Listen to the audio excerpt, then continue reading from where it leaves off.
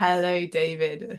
Hi, Alex. Now that we've sorted out our technical stuff, we can start. We can start. And we're in Discovering Dowsing. Yes.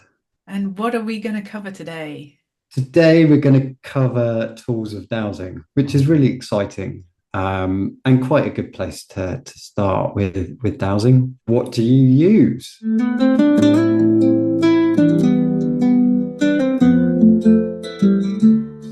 Yes, yes, tools of the trade. And, Yes. and there are a variety of choices.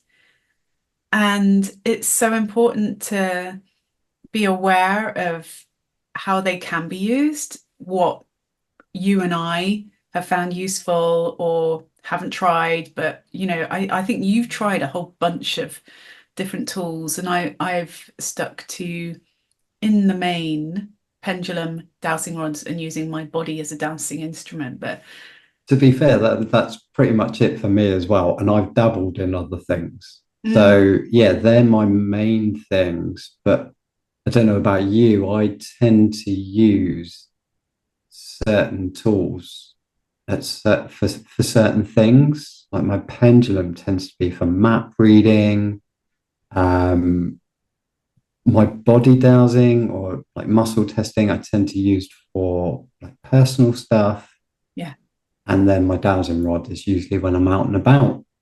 yeah. Um, so yeah, but there are other things as well. But yeah, Yeah.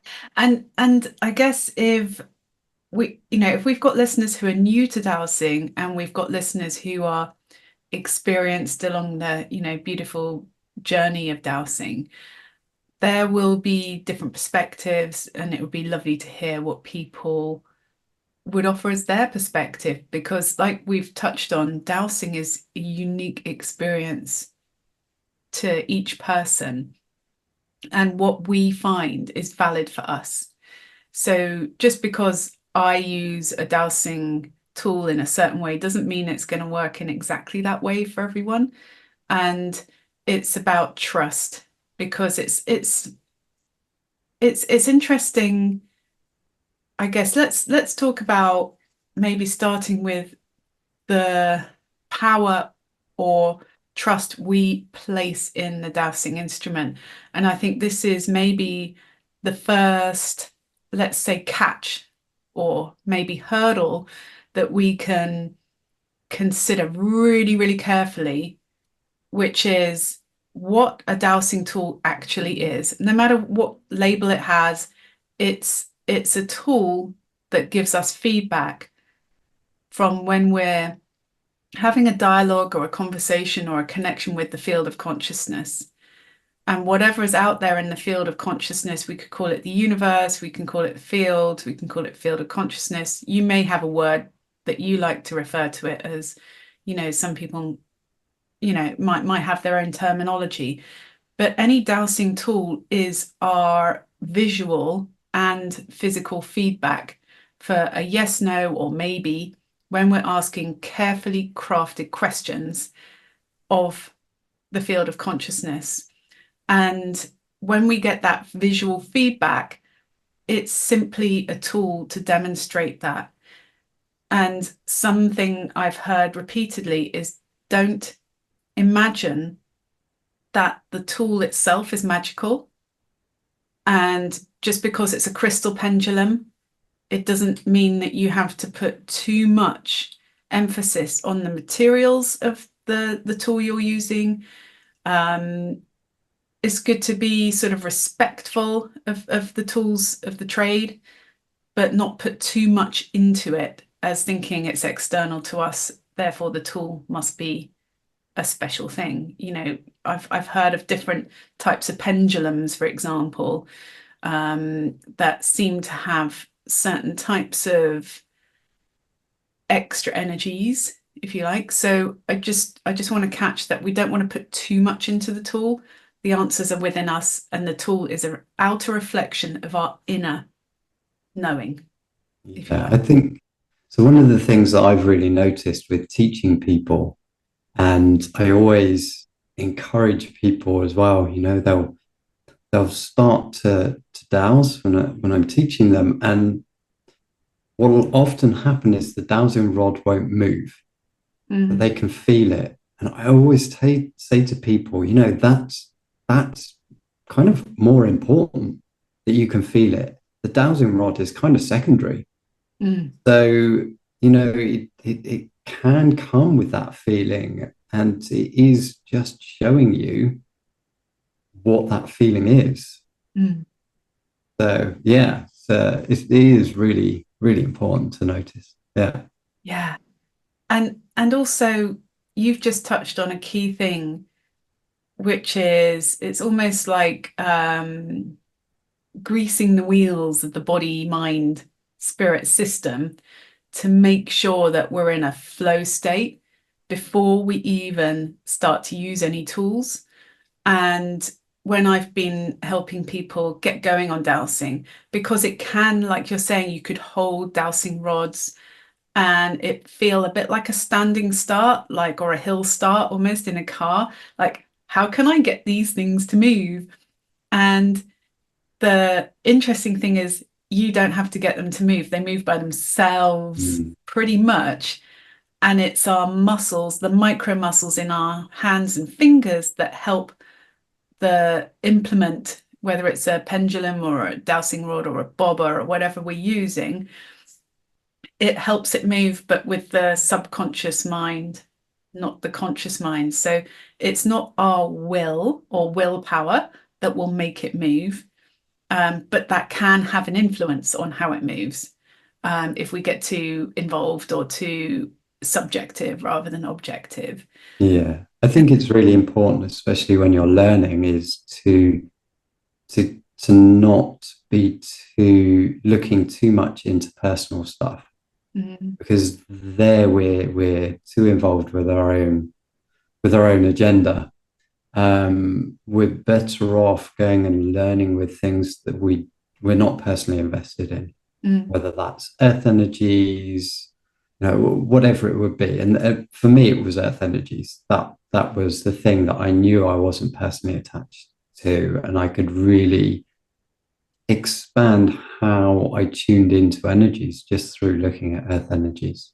mm, Yeah. absolutely. And talking of energy, something I've found really connected with how it feels with dowsing is if you've ever learnt Reiki or any other energy healing technique, that where you feel energy coming through your body, through your hands, it feels a bit like tiny microwave energy almost emanating through your hands. And when there's a dowsing response, it's a similar feeling. It feels like there's energy coming through.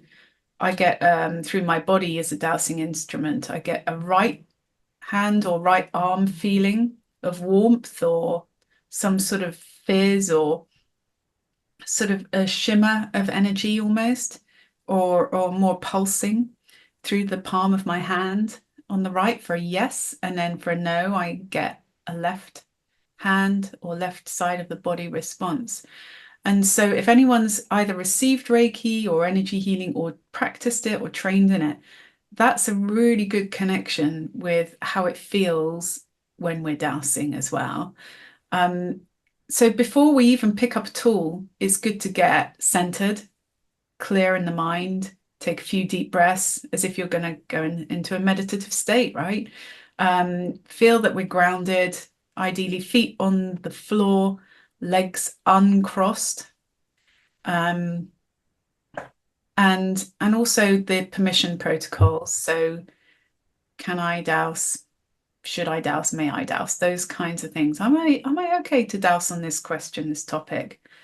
And like you're saying, something neutral or objective. So I was just thinking when you were saying that, it might be nice to, if somebody's beginning, just to have some either different colored paper or card on the floor and just show me red. And you can see Mm. it's red, but you can see the dowsing rods cross over when you walk over red.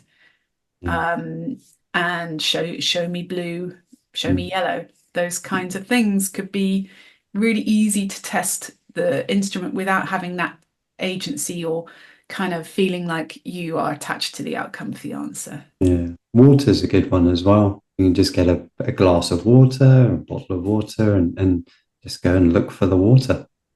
Mm, Very simple. lovely. I love that. Yeah. Yeah. And so shall we start talking about what did you pick up first, a pendulum or a rod? Pendulum. Okay, should we start with the Yes. pendulum? So I was taught to dowse chakras with a pendulum. Okay. That's what I first started with. Yeah. Yeah, Okay. you've got a whole range of pendulums, haven't you? Yeah. I've got I've got different ones, and for anyone watching, I'm just going to hold up a crystal one. And this is a faceted crystal pendulum on a chain, and it's something you hold in between your thumb and your index finger, not too tightly, just fairly loosely and relaxed, and you let the rest of the chain sort of sit in your palm across your palm, and you let it hang, and you feel as relaxed as you can when holding it. I've got a metal one um, that I was given, and that's got a really nice weight to it. So think of um, something a bit like you can even use a plumb line that you would use in building. You can use a nut, as in a nut and a bolt, on a piece of string. It doesn't have to be some highfalutin, special magical properties, Arthurian legend, kind of pendulum. It can just be something simple. We've often seen people take a ring off Yeah, and just put the chain of a necklace through a ring yeah, and use that as a pendulum. yeah. And I've had somebody who was trained in crystal healing say that when you are, some people call it penduluming, but when you are using a pendulum with chakras, her recommendation was to have something rounded rather than too pointy. She felt it was too scratchy pointy on the chakra energy, in her opinion. So Mm. again, there might be considerations that you might feel drawn to um, as to, how you feel the shape of your pendulum would be beneficial for you. I've not practiced that myself with the sort of, avoiding pointy ends. Um, but it was important to my friend. So each of us can choose the pendulum that feels right in terms of weight, balance, in terms of how long the chain is, but you know 3-4 inches is for me optimal for the distance between the thumb and index finger and the weight at the end, whatever that weight is. It feels like right. So that's about 10-12 centimeters in metric. Yeah. So if we're picking up a pendulum, if we're choosing one that works for us, whether it's the humble nut and string, or a necklace with a ring, or a professional or bought pendulum, when we're picking it up, we want to make sure that we're loose in the shoulders. We're not hunched or tight. We want to make sure our forearm muscles are relaxed, our upper arm, we're breathing gently in a natural way. And when we hold the pendulum, we're holding it in front of us. And sometimes, I don't know if you've noticed this, David, but sometimes holding a crystal in the palm of the hand underneath the pendulum can encourage a clearer dowsing response. So for beginners, it's quite nice to call on a crystal, say, please help me with my dowsing Oh, I see what you mean. Hold the pendulum over a crystal. in the palm Um, of your hand. Yeah. I don't know. I mean, I wandered around blindly with my pendulum for quite a long time, and because I started off with chakras, and then I was a bit disappointed with people and chakras. So I moved on to earth energies and just wandered around the woods looking for energies. And it just it took time to decipher the answers. And I think that's really important to understand as well, because we, we're not always going to get the same movements as different people. We might even get different movements with different pendulums. So Mm. it's really important to ask like a yes no question, or like you were saying with the colored paper, then you can really ascertain, okay, it's moving in a circle. For me, that means yes. It's swinging side to side. That means no. But then there are a whole heap of other ways of it moving. It can move in an elliptical circle. It can start to shake. There are so many different ways that it can move, and it's only through trying to use it that you will understand what that means for you. Yes, So it's a bit of a tricky one, and yeah, I hear you. persistence. Yeah, absolutely. And the nuance that you've just described as well. Um, Something I've noticed that would affect my dowsing response with a pendulum is if my energy is flowing backwards rather than the right way. So if it's flowing the wrong way, I get a no when it is actually a yes. And so it's really helpful to go through dowsing protocols to make sure we've talked about getting into a sort of relaxed meditative state. We've talked about getting permission, feeling grounded, and it's also great to check or ask if my energies are flowing backwards, i.e., I'm a bit tired, my energy is trying to conserve itself. Please may the energy go the right way around. And so this is the governor and conception channel, also known as the microcosmic orbit. And it's a bit like a battery that has a north and south pole. It wants to loop around, and the tongue and the roof of our mouth is our connector. And so if it's going backwards, it's running from our midriff where our tummy button is, it's running up our center front, up through the top of our head, through the roof of the mouth, and then background, that's going backwards. So we'll get a double negative kind of response. So it's great to get our energy running the other way, which is going from the tummy button under the perineum, up the spine, across from the top of the head down through to the tummy button again. Um, I just find that's a really important step to make sure that we're going to get a clear response. And I've got the dowsing protocols I use on, I think, on Google Drive. So I'll put a link in the show notes to this particular set of protocols I use that I find really beneficial and a good starting point. So maybe some of our listeners might find them helpful too. Um, if we're grounded, our energy is flowing the right way, and we're hydrated. That's another thing. Water in the system is really important. Not too many cups of coffee. And number one, no alcohol. or, Do or not, drugs. oh, drugs. Yeah, Yeah. yeah.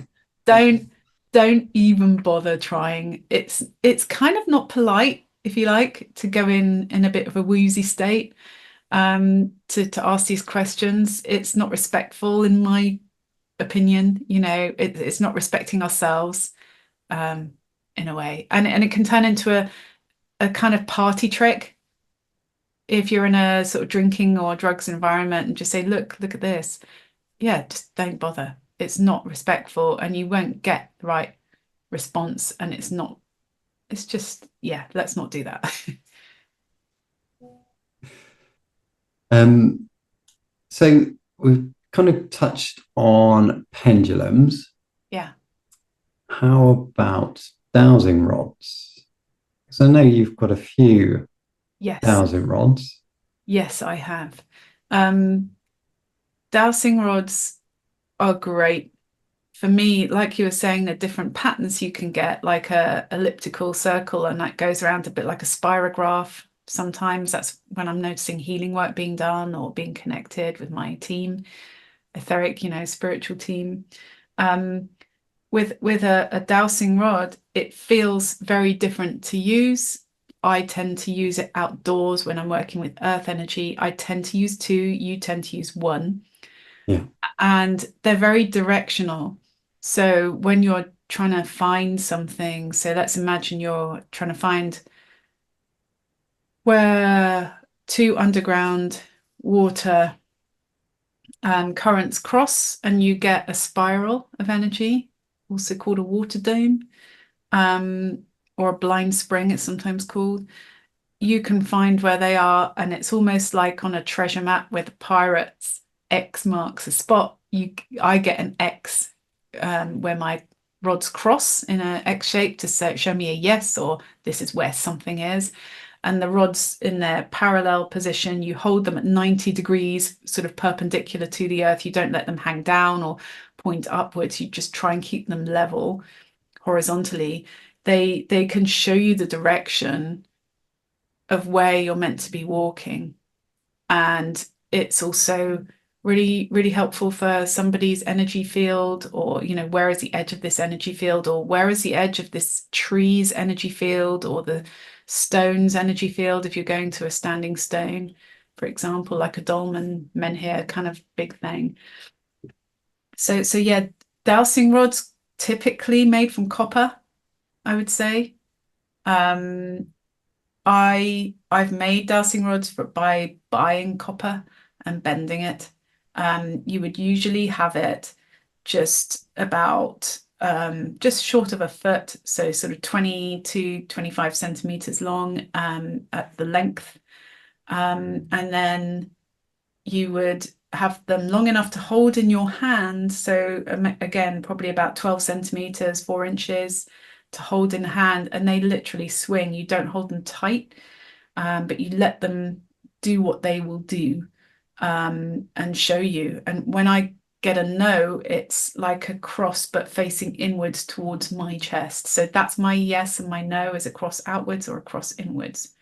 But it can vary again with dowsing rods.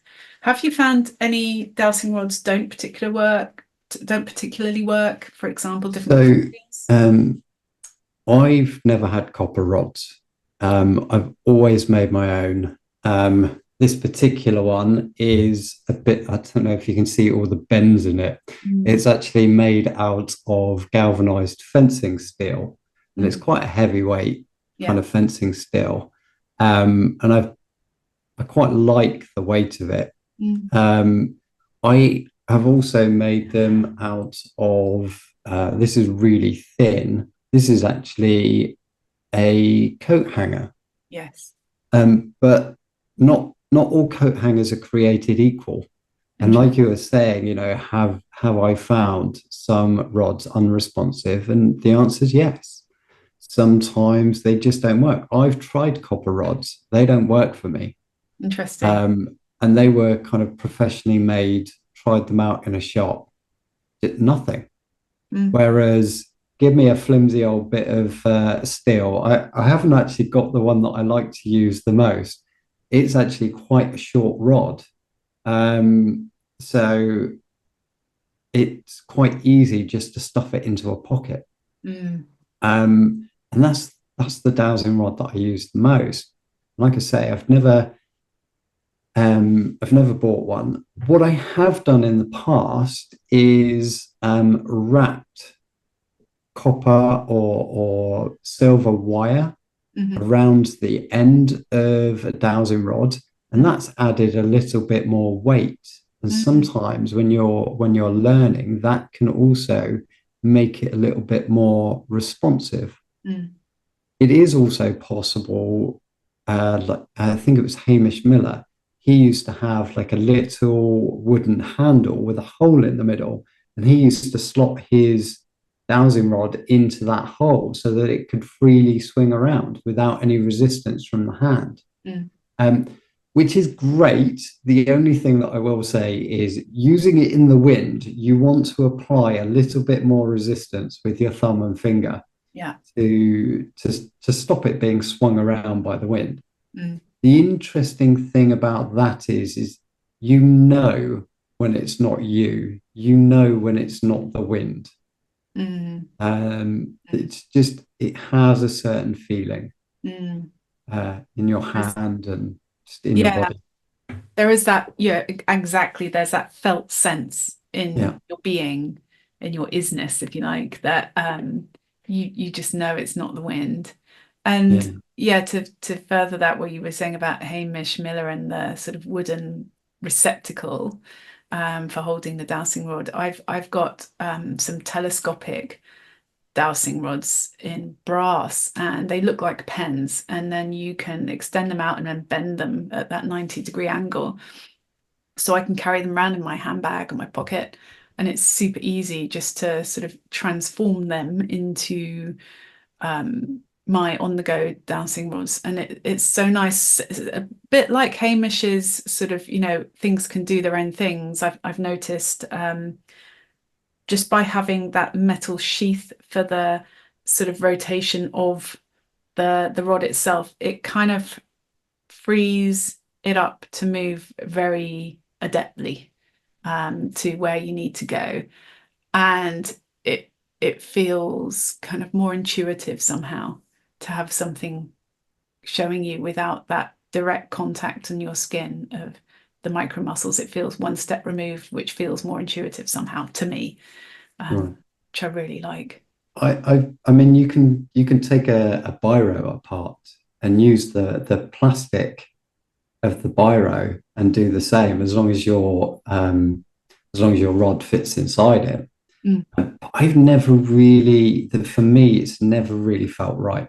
mm, Never, I feel like I need that connection with the rod for a better dowsing experience. So it's mm. really interesting how we can both use dowsing instruments, but very much we feel very different when using them. And yeah, Yeah, absolutely. And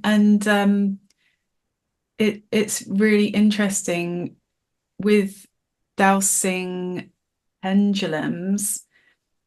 If some of our listeners haven't used a dowsing fan before, a dowsing fan is something that you can draw yourself. Imagine like a protractor, a sort of semicircle shape, and you can divide it up into sections.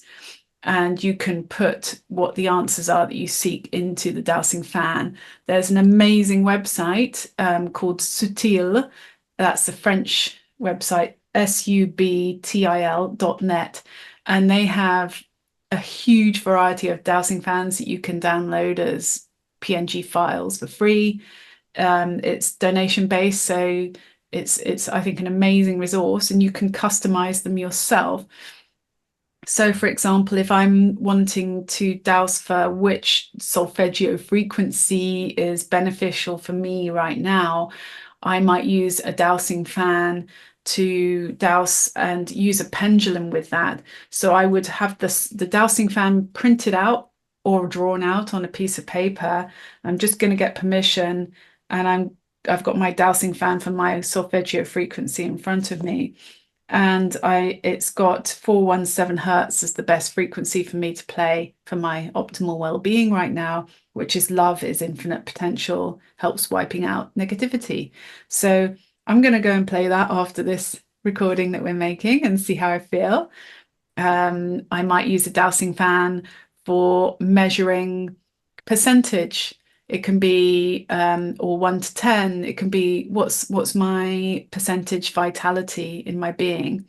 I can measure that before I listen to my solfeggio frequencies of 417 hertz, and I can measure it after I've been doing that for half an hour. See what the dial shift is, if you like. So having a tool like a dowsing fan can be very beneficial for um, testing, let's say, the integrity or the frequency, vibration of water. There are different colors associated with different sort of states. So you can go through the rainbow colors, but also the sort of gray, black, brown sort of colors are the sort of less healthy states for water to have. And there are so many infinite possibilities of how to use a dowsing fan. You can have a list of things that you might want to have on your checklist for doing a house healing. What might be the main issue, the primary focus? What's the main doorway into helping balance the energies and help them harmonize in this particular property? And you can go through your checklist. So the pendulum I find really helpful for that direction on a semicircle dowsing fan for finding particular answers from a checklist. It's a really nice way to douse. Have you used dowsing fans before? I haven't. What I tend to do is use scales. Mm, Um, so, when you're using a dowsing rod, mhm, the finger already has markings on it. mm, It's almost like, you got 0% on the tip of the finger, and then 100% at the main knuckle where the finger joins the hand. mm, And then you've got the quarter markings along the inside of the finger. So you can use the dowsing rod. And whenever I'm using a scale like that, I always remind myself what the scale is before I start. Because actually, if you're not using percentages and you were to use 4 colors, for example, you could name the colors on each section of the finger. mm, Or you could say, when looking at a tree, you could ask how old the tree is, and you could say, well, that tree kind of looks like it's 100 years old or more. So you would start your scale at maybe 80 years and then go all the way up to 200 years, and just see where the dowsing rod lays, and then you can adjust your scale. So that's always possible. So yeah, just an alternative I love to that. dowsing fans. I, Yeah, I love that. I've not tried that before, David, and I think that's so useful for in the field, or if you like, or deviceless dowsing, as it's called as well, is sort of using your body. It kind of connects into that, doesn't it? So yeah, um, I wonder if now's a good moment to talk about using the body as its own dowsing instrument. yeah, Um, one way I learned uh, um, early on, I guess, is standing up but resting on one hip. It's called a contrapposto sort of position in, let's say, art or dance and things. So contrapposto, if any of you have come across Michelangelo's David, the sculpture of the young man, and he's standing with his weight on one hip, and then the other leg is sort of slightly bent at the knee with less weight on it. So you're kind of resting down one side, and then you can you can kind of allow the other side of the body to relax, like the knee is relaxing with the leg with no weight on it. And you can allow your shoulder to almost drop, and your arm can become the pendulum. And what I've found is I use my non-dominant arm, um, but you may choose to use your dominant arm depending on what you prefer. And then you can just get a show me a yes, and I would get a yes for swinging back and forth, and a no for me would be anti-clockwise circle. And your arm can just swing in its socket almost, because you've got no weight and you're just letting it hang loose, so to speak. So you can get it acting like a pendulum. That's always been really useful. If you don't have your dowsing tools with you, you're in a supermarket, you're trying to decide between one thing and another, perhaps, or making a decision of some kind. It can be really helpful if you're out and about. How have you used your body for dowsing before? so body dowsing, I was first introduced to that with the sway. And actually, so the sway is you stand up and you ask the question. So for me, yes was always like I would feel a pulling forwards. Mm, No was always like this pulling back. and it physically, you can feel it physically moving the body. I have to say, I don't really get on with that method. I Mhm. find it a very hit and miss for myself. Mhm. What I do like though is another type of muscle testing, which is actually to connect the fingers. So you take the thumb and finger of each hand, and it's almost like you interlock your thumb and fingers together, almost creating like a figure of eight. Yes. And then you ask the question and you try and pull your fingers apart. Yeah.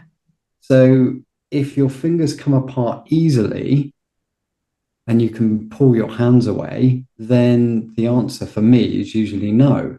Mm. If I can't pull my fingers apart, then the answer is yes. Mm. And it's really, really amazing. I find that one really effective for me. Mm. And again, it's very simple to use. It's like you were saying, you can just be anywhere and just, oh, okay, I think I'm feeling something here. Let's ask a question. And Yeah. you can do it quite subtly as well. You can.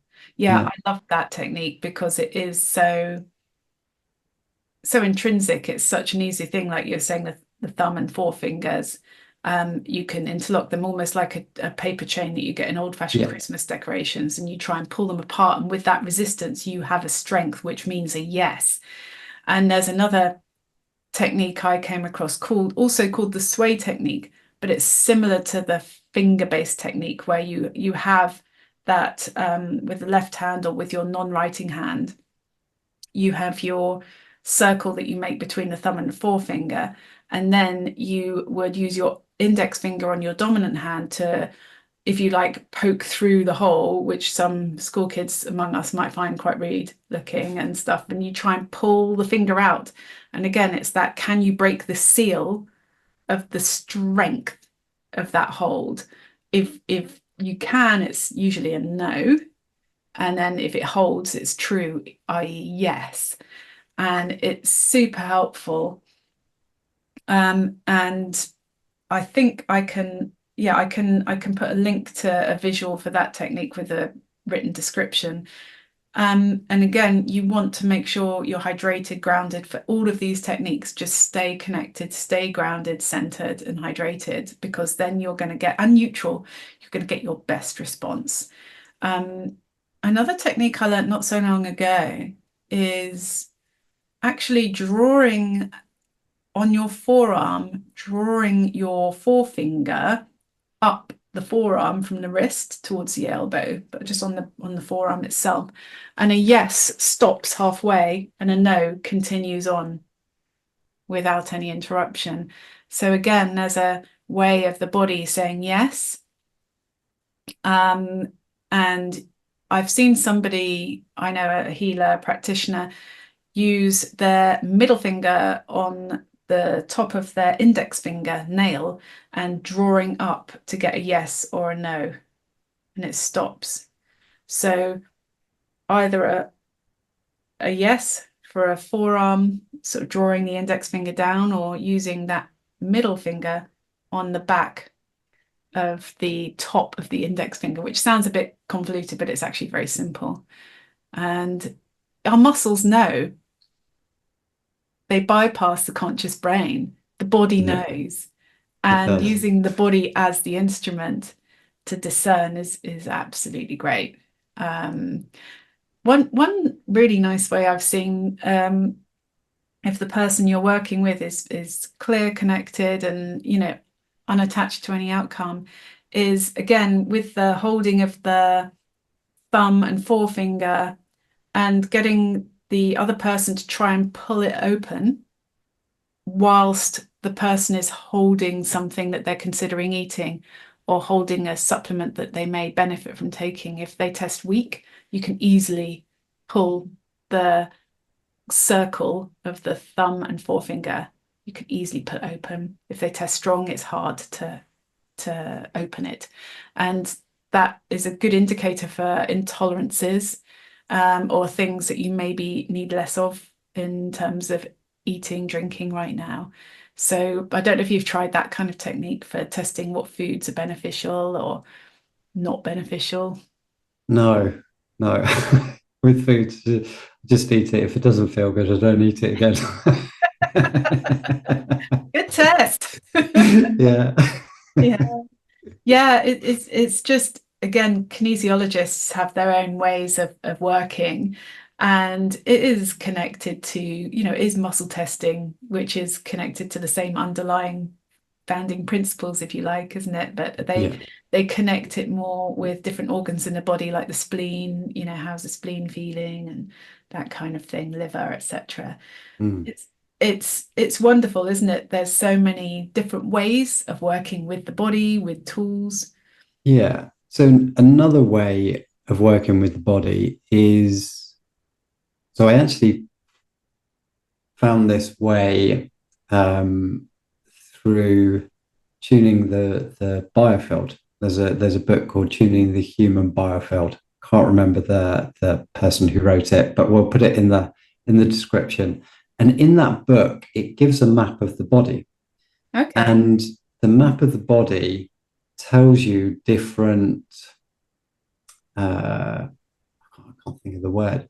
Just it describes different things. So, for example, the left hand side lower ribs would be powerlessness. So Mm. if you're dowsing somebody's body or their energy field and you feel it in the left hand side of the ribs, then you know that there is something associated with powerlessness to do with that person. Um, and it's a very interesting technique. And if you're going to use it, ask your guide to be the one who kind of puts the pressure on your body. So it's almost like a third party is acting on your body rather than you feeling it directly. Because Mm. it might be that there's something not not so great about their energy that you're feeling. Mm. And at least it's then filtered.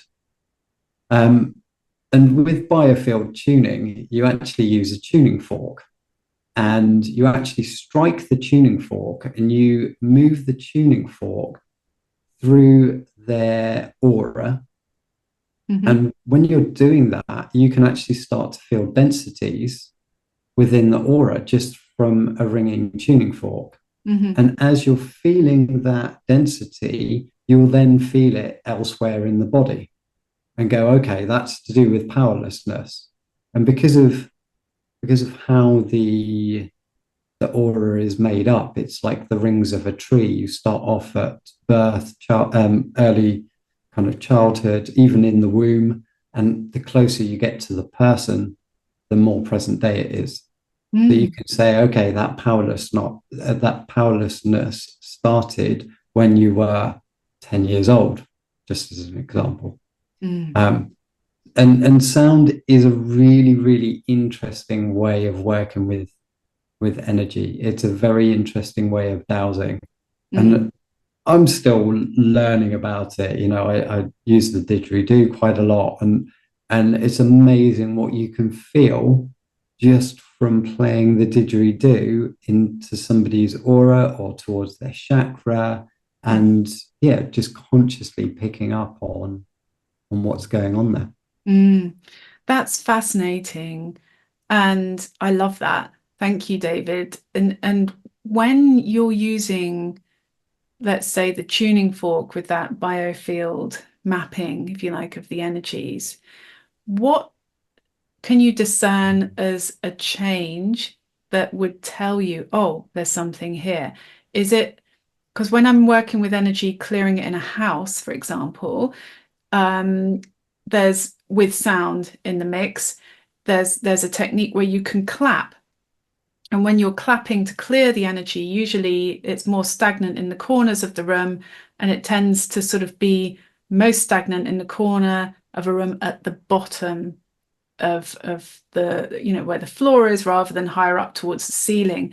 And so you clap from the lower to the upper, and the more you clap, it goes from a thuddy sort of almost muffled sounding clap to when you've cleared it, it goes to a more sharp clapping sound and crisper. and then the energy feels clear. That's Yeah. through sound. I'm just wondering, how does it show up with the tuning fork, or how does it sound Yeah. with the tuning fork, so that you can discern that difference between stuck or stagnant or imbalanced and So back? actually, I use weighted tuning forks, and weighted tuning forks don't really make a sound. Mm, So it's less about the sound, it's more about the feeling. okay. And actually, it's so when you feel resistance within somebody's aura, you physically feel like you can't move the tuning fork forward Mm, towards the person. And it very much shows up in a similar way with the didgeridoo. Like mm, it becomes harder and harder. I quite often talk about using a snow shovel and just having the snow shovel on the ground and just keep pushing and keep pushing and keep pushing, and the snow builds up mm, until you can't move any further. And that's what it can be like with the didgeridoo, especially working with a group energy. mm. And you almost need to break up the sound, or you need to stop the sound to release that buildup of snow, to let it go and then be able to start again. So yeah, it's for me, working with sound is more about the feeling than it is the sound itself. Interesting. Yeah, and that reminds me of when you and I have been together in Labyrinth walking, and when you've played your didgeridoo. Sometimes when we first tried practicing with the Labyrinth at the end of my garden, there was a circuit sort of change that you made, and you had to stop and backtrack a few steps because it felt like you couldn't find the breath almost. And it's like, okay, there's something here, there's something making it sluggish, there's something, like you're saying, the snow shovel is just a bit stuck. Let's backtrack. Let's Something needs shifting on some level Yeah. in order to proceed to the next circuit. So I was actually talking to a friend who's a saxophone player, and we were playing out in the woods with some earth energies and some ghost energies, and we were clearing the energies. And he said that when he was told never to start off with a low note in the saxophone, to Mm, always start with a high note, because it helps. It's almost like it's almost like breaking up a biscuit. You know, the low sound won't break up the biscuit, but you get a high sound, and it's almost like it crushes the biscuit up. So that when you play the low sound, it's almost like it's easier to move those particles of the of crumbs of that biscuit. mm, And so by using the higher frequencies first, whether it's a wind chime or um, anything, a cowbell, you're actually breaking up the energies. You're making it into smaller particles, and then it's easier to shift it with those lower frequencies. And I'm actually going to be trying it out this Sunday. I'm still kind of experimenting a bit with this mm, and finding what works well. And mm, I'm actually going to do a pre-clear, very much like we did with the drums mm, at the Labyrinth. We were working with a group, and we actually, before the group even turned up, we did a pre-clear with our drums. We played our drums yeah. to clear the energy first, and it's very much that same kind of idea of breaking up the energy, so it's easier to shift the energy when you come to actually work with the group. I love that. Yeah. And when you work with a group, when you're teaching, and something that's expanding in your sort of practice with the healing as well, is a thought form of a grid, like a square, and you're sectioning things off to help people get drawn to either water or ghosts or energy clearing or healing, or other kinds of dowsing. And it's really interesting creating something as a construct with dowsing. yes, you can have a dowsing fan, but you also, like you've said, use your guide or guides to help you with the feeling into the field of somebody else. So you have that bridge, you have that more objectivity, if you like. You're not attached to the outcome. Something I've been taught as well by one of my healing and dowsing mentors, Melinda Iverson-Inn, is to use, when you're working on somebody's energy or one of their energetic fields in their aura, you can have a thought form of them. So a mini avatar version of them. You picture them. I picture them sort of doll size on top of a very sacred book. So you're kind of anchoring them on something high vibe. And so I've got a really lovely book by Eileen Caddy, who was one of the founder members of the Findhorn community up in Scotland. And she wrote these daily channeled thoughts of when she was speaking internally to source. And so whenever I put somebody in a miniature form standing on that book, and I can use myself as well, I see mini Alex there, and then I just douse through where is needing support, where is maybe blocked, and that kind of thing, and then helping to harmonize that. And that objectivity is really, really helpful. And you close down the thought form afterwards. You say thank you, and you shut it down, so you don't leave it sat around. But that sort of third person objectivity greatly helps with just keeping ourselves steady as well, not too attached to anything. And also you can just have that slight distance so you can notice things more clearly and more objectively. And have you had any other techniques like that that keep things objective or neutral? Okay. I can't think of anything off the top of my head. Yeah, I think a lot of it is about intuition, Mhm. and really trusting your intuition, trusting the answers that you get. Mm. Yeah, Yeah, not really. over analyzing them too much. Just Yeah, trusting, doing those protocols first so you know you're grounded and you're in a good place and you've got the permission yeah, and sensibility, if you like, and then trusting the outcome. But like you said at the beginning, just sensibly staggering the levels that you go through, not getting into all the personal stuff first, go objective, objective, neutral, neutral stuff like water, color, rope, walking over rope with your dowsing rods, or yeah, walking over a stream, or whatever it is, and just going and growing from there, knowing that your intuition is strong, trusting in that, the gut instinct, and just sort of fostering that growth as well through dowsing tools. yeah.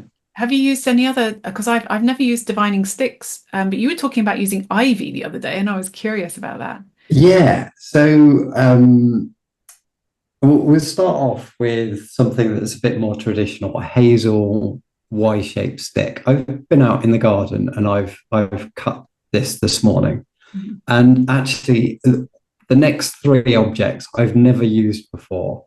And I was just like, you know what? We're doing dowsing tools. Mhm. Let's go and give them a go. So, as far as I'm aware, you need to cut it fresh. It's almost like I'm going to let this dry out, and I can add a note later on if it does work while it's still when it's dried out. But basically, when you're using a Y-shaped stick, what you need to do is you actually need to hold it level to the ground Mhm. and pull the Y outwards. Mhm. So you're putting pressure on it, and then you're, as with anything, you're thinking about your question. So I was trying it with water first because there was some water in the chickens pen. Um, I knew I could go and get everything I needed in there, so I went in there um, and I tried it with the water, and it didn't really work. So I then was looking for a ley line, and I found a ley line, and it really worked for that. So as I was pulling the Y out, the and walking over the ley line, the end of the stick really got pulled down. Mm. So it was just, yeah, it's just really, really incredible. Just to go out with a pair of secateurs, cut cut this Y-shaped bit of stick, and then give it a go. You don't need anything. You can go outside and get what you need. So Alex was talking about ivy. So I saw when I was in Nicaragua, I saw a guy walk up to a vine, and he cut about 1.5 meters of ivy, and he held it at either end. And then he was looking for water. And as he walked across the water, it turned, it twisted, it almost made another loop at the end. It was incredible. But this morning I went out and I cut myself a bit of ivy. It's still got all the leaves on it. Yeah. And I held on to the end of it. And again, I was looking for the ley line. And very much like the Y shaped piece of wood, it pulled downwards. So I was holding it horizontally, parallel to the ground, and it was being pulled down towards the ground when I crossed over the ley line. And maybe for something else, for a different type of energy or a different question, it would twist like the man in the jungle. So yeah, I'm not not That's 100% sure. fascinating, isn't it? Yeah. And for those of us who are interested in the shamanic practices and side to this, for any piece of wood that is cut from the tree, asking permission and while cutting or sawing, singing apparently keeps the aliveness from the tree in the piece of wood. So I was Okay. shown that for how to make a rattle. Like if you choose the wood from the tree, you will be drawn to a particular tree, a particular branch. And if you sing while you're cutting the wood, it keeps the magic, if you like, of the tree and the energy of the tree in the piece of wood that you're taking. So it's nice politeness, isn't it, to ask permission Yeah. before going in to the spirited place of the area where you're harvesting your dowsing tools. I can imagine hazel is such a beautiful wood, isn't it? It's so flexible, so it can really dance in the hands, if you like, when you're Yeah. holding it. And ivory, it just sounds very visual and very, effective because of the looseness of the vine as it grows. I can imagine it having the ability to hold itself outwards, but also move with those energies and those intentions. That's fantastic. Yeah. Have you heard of people using their eyes to douse? No, I do have one more natural thing though Oh, before yes, we please. we we we go on to eyes. So there's a Native American tradition where they use something called a bobber. Now, a bobber, this is a thin sapling. Again, it's hazel, and at the thicker end, that's the opposite end to where you hold it. You hold it on the thin end, so Hmm. that there's a slight kind of bend in it where your hand is. Hmm. Again, trying to hold it parallel to the ground. Hmm. So I have used bobbers before, and when you've asked the question, what it can do is it can bob up and down, or it can start to bob round in a circle. But today, when I was looking at the ley line, again, it was like it almost pulled itself into the ground. So it didn't bob at all. It was like, no, it's right there. So it's just interesting how it can vary depending on what you're using it for. So yeah, that I have seen a bobber made with a straight piece of metal, and I think maybe it had a curl on the end or Yeah, or a something. ball. I've seen Yeah, them on the British Society of Dowsers. They have a shop and they sell bobbers. And right. they are, I think, quite popular. We can put a link to that so people can get a visual of that. So I Yeah, love that it can be from any part of the world. People have used that kind of technology to discern. And yeah, I've never tried a bobber myself, but I feel inspired with your demonstration there and description, David, to try just because it looks like it does the sort of combination of a dowsing rod and a pendulum with the movement bobbing around. So to get the circle or the whatever shape movement it is. And that reminds me a little bit of the rodulum that I recently acquired. And this is it's not a one-off, but it was a very handcrafted piece of equipment that David Sharman, who's the head of Sussex Dowsers, lovely, lovely fellow, he hand makes with a lovely hand carved and turned wooden handle, something that you can use as a dowsing rod, and it has a compass on the top, so you can see whether you're facing due south or whatever direction you're headed in. But also you can turn it sort of 90 degrees and turn it into a pendulum, so it can be a dowsing rod or a pendulum, hence the term rodulum. And he creates quite charming carved characters on the end of the pointer, if you like, for the dowsing rod. And people tend to come up with their own personal names as well. So I've got one with a seahorse that's a little bit like a mini dragon, which is right up my street. And our friend Claire, the water diviner up in North Wales, she's got one with a little bird on the end. It's very, very sweet and carved in wood. So yeah, hard to come by, very special. And they have a sort of almost gyroscopic motion in them as well. So I've not seen that anywhere else. And you'd have to be quite good with the tools and quite ingenious, I think, to get that frictionless movement in different angles and directions. But I love the Rodulum. It's really fun. And very, very handy size as well. Fits in the pocket or the handbag, which is great. But yeah, eyes. I've just heard people talking about eyes moving, using eyes to, I guess, twitch or move in a particular way for a yes, no answer. It's not something I've tried myself, but it's again another technique in the wonderful gamut of tools and techniques that we can use when we're dowsing. I love it. It's infinite, isn't it? How much fun we can have. It is, and I am sure with all of the many items that we've covered today, that there's probably just as many, if not more, Yeah. things that we don't know about. So if you have a different way of dowsing, please tell us. Absolutely. And it's lovely to hear people's feedback, isn't it? And to understand what they prefer, why they prefer it. And it it's an ever expanding journey through consciousness, and just the appreciation of our tool, yet non-attachment in terms of the tool of choice, whether it's pendulum, rod, or something else. I'm fascinated, David, by your expansion with the didgeridoo and with sound and with how that's somehow turned into another dowsing implement.